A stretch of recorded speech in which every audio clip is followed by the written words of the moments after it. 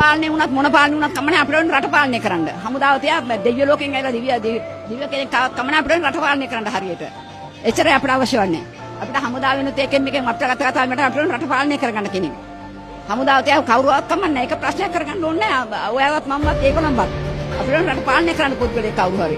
අපිට ඕනේ කෙනෙක් මේ කෙලින් වැඩ කරන පුද්ගලෙක්. කෙලින් වැඩ කරන. මිල මුදල් වලට යට වෙන්නේ නැති.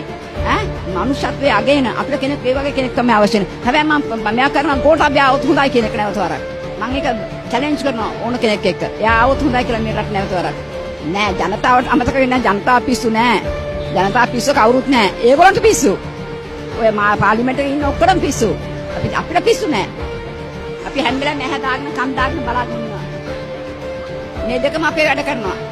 දැන් මට 80ක් මම හයි এডুকেෂන් එකක් තියෙනවා 40 years බ්‍රෝඩ්වෙල් ඉඳලා ඉවිලා තියෙන්නේ. මම ලෝකෙම දන්නවා හැම දෙයක්ම. අපි හොඳට මේවා බලාගෙන ඉන්නේ. අපි ඉස්සර වගේ වෝඩේ නෙමෙයි අන්නේ අපිට දැන්.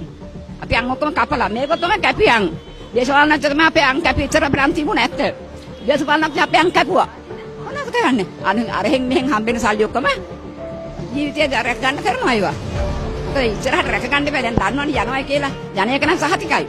බුද්ධ ධර්ම සත්‍යවාදී ඇත්තනම් අපේ නැති යනවා. අපේ බුද්ධ ධර්ම නිසා මේක ඇති වෙන්නේ. ඒ නිසා නේ බුද්ධ ධර්ම නිසා නැති යන්නේ අප ඕගලන්ගේ. එක්කෙනෙක්වත් අප හම්බෙන්නේ නැහැ. මංගල, කරු, සිරිසේන, රනිල්. මංගල කරු සිරිසේන. අනිත් එක රාජිත. මගේ පුතා තමයි බැද්දකානේ සංජීව. එකම පුතා. මට ඒ කරපු අපරාධ මට අමතක වෙන්නේ නැහැ. මගේ පුතා රෝයල්ක හොඳ දරුවෙක්. මුත් මේකෙන් තමයි මට මගේ දරුවට අපරාධ කරලා නන්වකට ඇරියේ.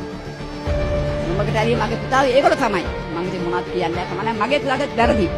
එයා දැනගන්න ඕනේ බල තණ්හාවට රැකියාවේ තණ්හාවට ඒ වගේ දේවල් කරලා නරකයි කවුරු කිව්වත්. මට පුතා කියනවා මොන හරි මං කියන අනේ පුතේ තරහ වෙන්න එපා. මට බෑ. එයාත් වැරදි නිසා තමයි යාට දනුව හම්බුනේ. අවිගතෝ අවිෂෙන් නැසෙනවා. ඒ නිසා මම ඒකට මොනක්වත් කියන.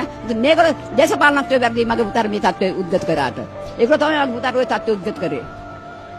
දන්නවද මං කවුද කියලා? මම නිශ්ශබ්ද වෙනවා මගේ ලේ උණු වෙනවා මේව කතා කරනකොට. මුත් මම නිශ්ශබ්ද වෙනවා මම වයසෙන් සමහර දැන් අවුරුදු 80ක්. මම මේ තත්ත්වයට ඇදලා දැම්ම ඒගොල්ලෝ තමයි. මගේ දරුවව නැති කරලා දාලා මම මේ තත්ත්වයට ඇදලා දැම්ම අද හිඟන්නෙක් වගේ ඉන්නේ මේ ඒගොල්ලන්ට හෙන ගහන්න. අර බය නැතු කියන්න පුළුවන්. ජනතාව